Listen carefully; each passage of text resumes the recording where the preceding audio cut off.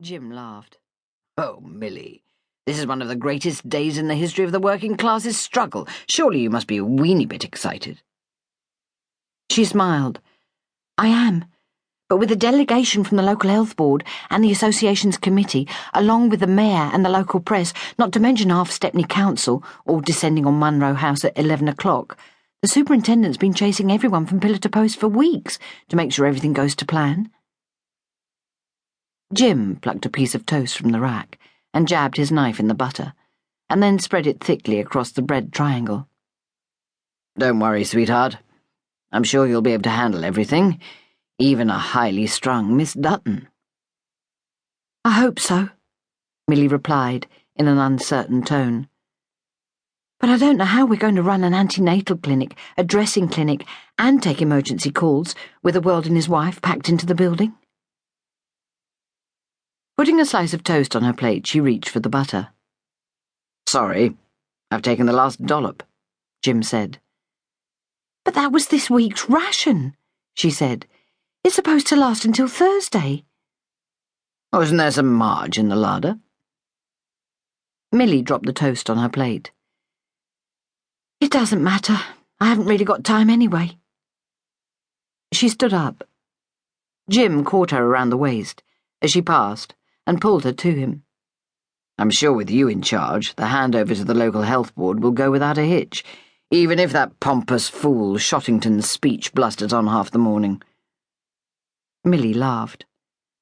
"That pompous fool, as you call him, is the consultant surgeon in the London hospital," she said, enjoying the sensation of her husband's hand on her hip, "as well as the president of the St. George's and St. Dunstan's District Nursing Association."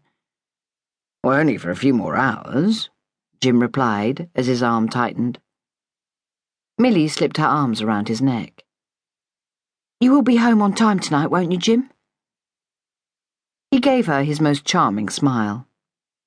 "Of course." "No, really," Millie said, holding his gaze.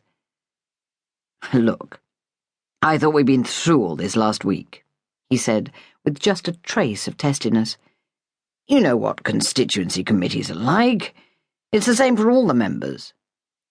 "You said that about the branch meeting of the Stevedores Union 2 weeks ago." Millie traced her finger along his freshly shaven jaw. "Mrs. Woodrow might be thankful that Labour Party business keeps her husband out half the night, but then she's not newly wed."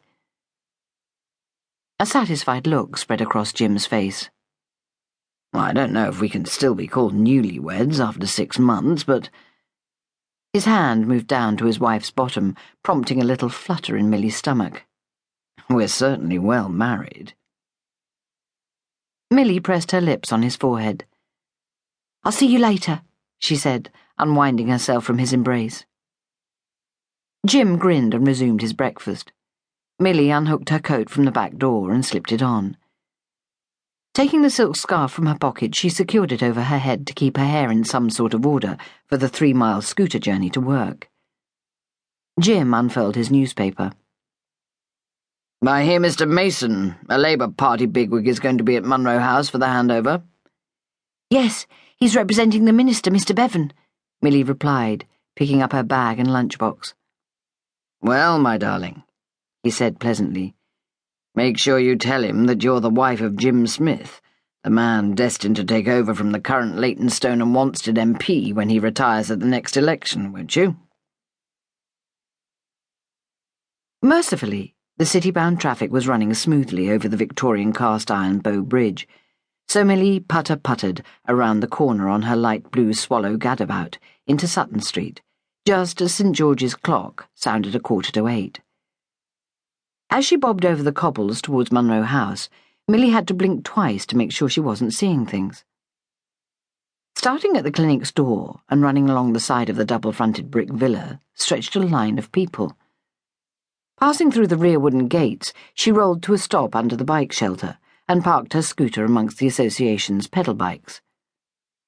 Retrieving her nurse's bag from under the seat, Millie walked into the clinic. The acrid smell of bleach tickled her nose as she stepped into the tiled hallway. Munro House was once a 3-story family home, and it had been handed over to the association some time ago.